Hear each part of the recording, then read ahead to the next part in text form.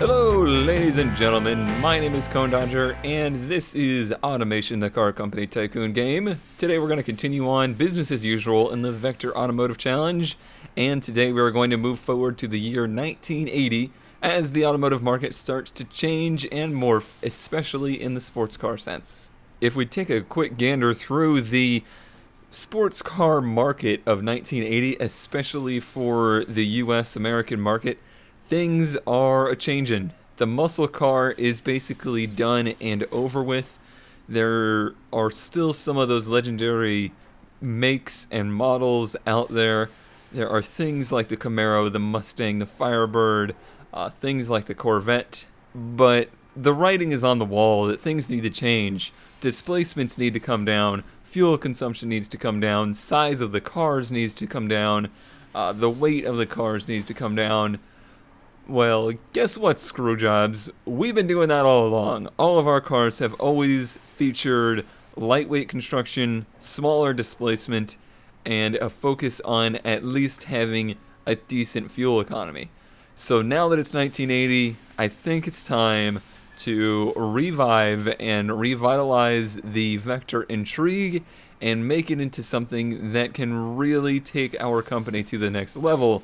Because all of these things we've been working on for decades now is ready to really bring us to the forefront. So if we back the year up to 1980 here, we will see that we have a assortment of bodies within our disposal of, we'll say, researched vehicles.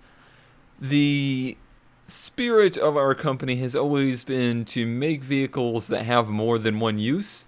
There's a lot of engineering that goes into making a new chassis, to making a new body. Why spend all of that money and all of that time developing a car that can only do one thing? So if we're going to make a new intrigue, it's got to be on a chassis, it's got to be on a body that has more than one use. In my mind, the main competitor I see for us with the intrigue is the new Mustang. This new third generation Mustang has kind of taken the first leap. You can now get a 4-cylinder engine, a 6-cylinder, or a V8 in that car. Now, in my mind, and from what I see in them, they have some weaknesses. They're new to that kind of market. So we're going to try to instill some of our knowledge from the previous generations of the Intrigue into something that is even better than what the Mustang can do. So the Intrigue has never been a car that, when you look at it, like, just from the surface, appears to be purely a sports car. And I think that is something that is really important to its construction. Like, we could put it on a body such as, such as this, which this body design certainly has quite a bit of Asian influence into it, and is something right up there along what we would see from our competitors from the West. Now, those guys are probably honestly ahead of us. They have already pretty much dominated this entry-level sports car market, as their technology and their overall spirit of making small cars has really kind of forced the American manufacturers to play the hand that they're playing now, forced Ford to offer a 4-cylinder in the Mustang. 10 years ago, that would have blown people's minds, and that wouldn't have been something anybody would ever consider to be a possibility. Guess what? Now they're doing it. Well, the Japanese have been doing it for far longer, and are debatably doing it far better. However, this is a car that has one purpose. If we were to develop this body, this chassis, this is the only thing we could do with that. And that has never been the spirit of the Intrigue. The Intrigue has always been the basis of a large line of cars that have multiple purposes. I want it to have a commuter, normal entry-level car, to have a mid-level sports car, and to have something that goes up and competes with things that are even above its weight belt, things like the Corvette and, the more exotic sports cars. There is also some varying styling preferences right now. Lines, sharp edges, and other, safety elements that have influenced design are really starting to play a big role here in 1980. And the sharp edges kind of give a more futuristic look to the vehicles. Unfortunately, due to those safety regulations, we have to have things like large bumpers, 5-mile-an-hour bumpers, and a lot of that influences the design and restricts the design in some ways. But with a design like this and a chassis like this that is 98 inches long versus the Mustang's 100-inch wheelbase, I think there's more we could do with this, and we can compete with that Mustang. So let's see if I can take this body, which just in its natural state right now doesn't look too sporty, and make something sporty out of it. Because if I can't, then this isn't going to work. You know, this is really part of the massive fun of this game. It's amazing how you can take a body like that and just morph it around and turn it into something completely different. Because now, look at this car compared to what we started with. It is now something that has a sport shape to it and is still a body, is still a chassis that we can do so many more things with. And kind of just keep using this same build to do those different cars with. This might be a little much in the back, so still a little bit of tuning to do with it. Alright, I think I am pleased with that, and that will be the basis of what will be. We're going to start with the middle of the road car. That will be the sport line. This is your average person sports car, something everybody can afford and afford to drive. That has always been the basis of the intrigue. For chassis type, we're going to go with a monocoque steel body, and then we're going to stick with a lot of manufacturers are experimenting with front-wheel drive cars. We did also with the Able. However, it's just not where the intrigue is. I am insistent on keeping this a rear-wheel drive vehicle. With this chassis, we have the ability to do mid-engined and other different configurations. That's a little too extreme for this. Let's keep this front longitudinal. The Combat is more of our top-of-the-line car. That's something we need to address in a little bit more of a distant future. And we can mess with that kind of mid setup later with that. Then we're going to do McPherson strut and semi-trailing arm. On the body, on the panel material, we'll just do normal steel because we don't want to go too expensive.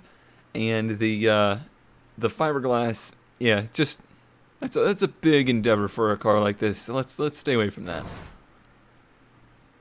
Alright, I think we've done a good job of making a base model trim for the car. It needs some spicing up for higher models, but I think this will work good for a base model and a base model and a mid, sport model. It's sporty enough looking without being too gaudy. I think I might actually want to work on the rear end just a little bit more though. Just that one little change is really what made the difference there. That makes it look a lot better. It wraps around the side to the back and makes it look a little less squared off. And I like the lines through the taillights. That all works very well. I think it will look even better once we get this obnoxious bright red off of there and maybe put some wheels on it. So let's go ahead and move on to fleshing out the rest of the car. But we'll go ahead and name this the Intrigue Sport trim. And that's where we will begin. It will be rear-wheel drive. And let's do the dark green. That's usually my favorite color to work with as a base model. So in the engine department, did I not save that as a sport? Apparently I did not. In the engine department, we have developed a V6 recently and a 4-cylinder. And when I say recently, it was actually more like 3 or 4 years ago. But let's take a look at them. So we had the 1G4C. Let's take a look at that, guys, see what it was all about. It was an inline 4, it was 1.5 liters, and it made 64 horsepower. 64 horsepower is probably not quite enough. That is the Sipper. Was there any other variants? There was not. So we may try to tune this guy up and see if we can get 90 horsepower out of it. I would like to be more than the Mustang, which is sitting around 83 horsepower at the moment. So let's see what we can do with our overhead cam versus their underhead cam 4-cylinder. No, actually, I think theirs is overhead cam. I think it's single overhead cam. Correction on that. I'll give them a little bit of credit, but I still think I can do better. Sadly, electronic fuel injection is not quite available to us just yet, and mechanical injection is just too expensive. 413 and 2.8 versus, say, a 2-barrel carb, which is 163 and 1 production unit. It's just too hard to justify mechanical injection for an engine like this, so we're going to go with the 2-barrel carb instead of the eco carb that is on the Sipper version. Let's see if we can use that available 116 horsepower of flow through this carburetor, though. I don't know exactly what it's going to take to make that happen. We got the fuel mix up pretty high. We're not too worried about the overall efficiency of the engine. It needs to be good, but it doesn't have to be outstanding because we're making a small lightweight car here. Boy, this really makes me appreciate what the manufacturers are doing in this era with these engines. Now, granted, our engine is quite small, 1.5 to 1.6 liters, versus the 2.3 that, say, the Mustang had, or just, some of the other smaller engines, smaller four-cylinders of the era. It's still on the smaller side. However, the Japanese manufacturers are in the 1 to 1.5 liter range, making in the low 100s of horsepower. Not quite able to get there. The fuel system technology that we are using is just a little too antiquated to get us there. I was able to get it up to 84.4 horsepower and 83.5 foot-pounds of torque. It revs quite nicely up to 6,200 and has a decent little torque curve there that's got a nice mid-range bump in it, and the horsepower, really comes in strong around 4,000. So it should be a nice drivable engine. It's just not outright massively sporty, so there's going to have to be some other things that we do with it to make it even a little bit crazier than this. I'm going to take that engine as it stands and see what kind of car it produces, because as of right now, I'm not 100% sure what we're going to get out of that. If we made it to a 4-speed manual, if we... well, let's get the gearing later, because that's always easier than trying to do that first. We'll do a medium compound road. It currently has 15s on it. I'm thinking probably going down to the 14s. We've got to get a little bit more tire under this thing somehow. As of right now, I don't know if it's the body or the tires that are limiting the width. Looks like it might be the body, so let me go back and fix that. Well, in the automotive world, sometimes compromise is the key. However, we've compromised in a way that is going to better this car in the end, really. Instead of a McPherson strut set up in the front, we're going to have to go with double wishbone. Just because of the way the wheel arches are on this body, there's not enough room to fit good tires up there without really flaring out the body. And I didn't like the way that looks, and because looks are just so important to cars like this, I decided to spend the money, go with double wishbone, get the fender size we need, and now we can run 195s front and rear, just like I wanted, on some 15-inch rims. And we'll make those rims, I think this style works well for the body. And now everybody's happy. We can move on. How do we stop this thing? Let's see if we can stop it with just some solid discs for now with 1 pistons, and we'll see what that does for us. I always go with the theory that it's good to just run through this stuff first and just kind of give it a rough draft and then finalize it through a secondary, like passing through the tabs.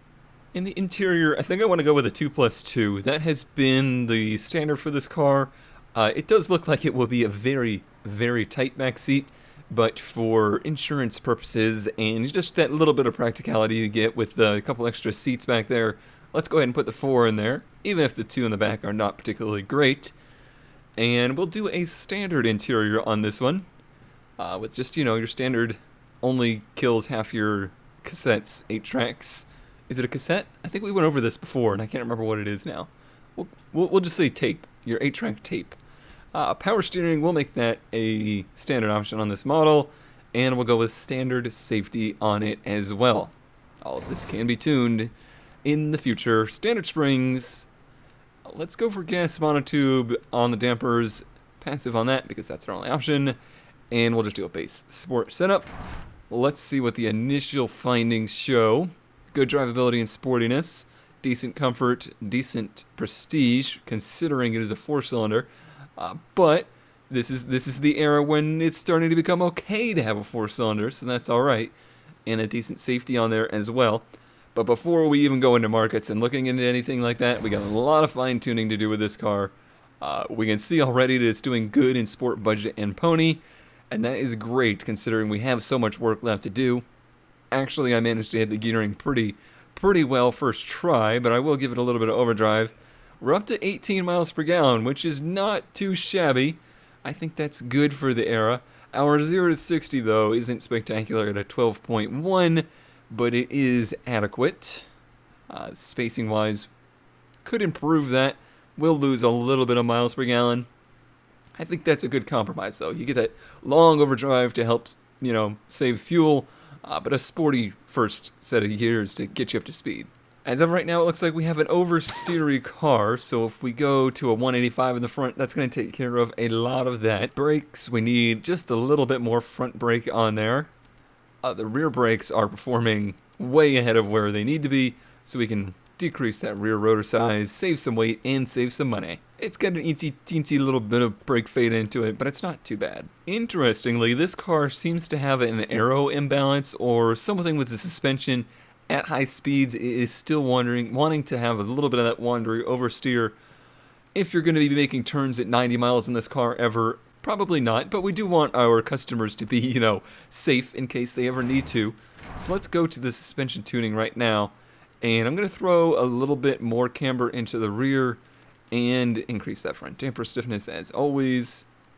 And then we'll actually put a little less rear sway bar into it to try and get it under control. Let's see what that does. Yes, gets rid of that instability up high. Everybody's happy. Still a fun car to drive, just not so nervous at high speeds. I think I'm happy with how the interior is shaped out, so we'll keep that as it is. And as of right now, I think we got a pretty good base model sport car here. We will see how it does in all of the testing. But in case you missed any of the parts, here's a good overview of what we have. That double wishbone up front is probably the most notable thing on it. Other than that, it's a pretty standard car. The single overhead cam 12 valve setup in a 4-cylinder 1.5 liters makes this car very light. 1.9 pounds. That would be light. 1,975 pounds. Still sub 2,000 pounds. Extremely light vehicle. I'm a little surprised that it's only getting 18.1 miles per gallon. But 18.1 is still not too bad. We will see. I'm going to try and make a economy version of the car as well and see if I can get that better. Or we'll just use that zipper motor in this very car and see what it does. On the test track, 0 to 60 is still not spectacular. 11.9 to 60. Quarter mile in 18.5. Top speed 115. This is a car that competes well with your Japanese imports and your entry-level American, sports cars, though. It's still not in the same vein as some of what, Chevrolet is still offering Camaros with V8s and V6s or inline sixes that are quite stout and really, even though they get, abysmal fuel mileage, still give you that punch in the back feeling that this car maybe isn't going to give. So we'll have to expand its range to find all the cars, or all the buyers out there. 1.02 on the skid pad, though, is something you're not going to find in your Camaro. It is marketing best in sport budget, fun, and light sport budget. Not too much surprising there. Really does quite well in those. It is actually quite affordable in the fun, even more affordable in the light sports, so it's doing, I would say, exceptional in those two. And overall, if you look at the ones that are in the light green here, is all the stuff that the Intrigue should always be focusing on. But let's say a buyer wants this car, but they have a long commute, and they're just not willing to deal with the 18 miles per gallon, but they may be willing to deal with a little bit slower of a car. Let's see what we could do with this same car, but with the regular Sipper engine and maybe just some other trim changes to see if it can have the ability to get maybe 25 miles per gallon. So we lose 20 horsepower putting in that Sipper, but instantly go up to 26.7 miles per gallon. Haven't even tuned this thing. Let's see what happens when we do that. I know we can reduce the aero on it, or we can improve the aero by reducing the amount of cooling. So we'll bring that down. And then we'll do the gearing. Probably needs just a little bit less of an overdrive. The only overdrive it seems pretty happy with, actually. 26.9 with that, but we'll put the hard long life road tires on there. Don't think it actually shows us what that does to the fuel economy on it, but let's also reduce the size of the tires evenly. That should only help with the fuel economy. Then when we look at the brakes, we just take those rotor sizes and bring them down to the bare minimum so that we have just as little bit of weight on there as possible. On the inside, I don't think there's too much we can do to save weight here. This is pretty much as light as we're going to get. If we went to basic, is there much of a difference? 0.2 miles per gallon. And I guess financially is important too. It's only $200 though. It's a tough choice. We'll go with basic. We'll see what it does. And because this is more of like the pure commuter car, we have raised the ride height a little and just going to detune the suspension a little bit, make it a little bit more comfortable. Alright, so 27.6 miles per gallon with this one. However, obviously not as sporty, 64 horsepower.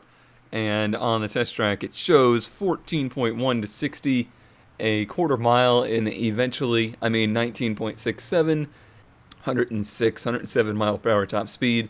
It still goes, it's still sporty, it's not quite able levels of economy. This car kind of picks up where the sportier versions of the able end is where the Intrigue will start to pick up. So there's a little bit of overlap, but there's enough difference between the cars. You know, marketing-wise, they're not terribly different, but we see that commuter definitely improved, and that is one of the things that I wanted to make sure did improve.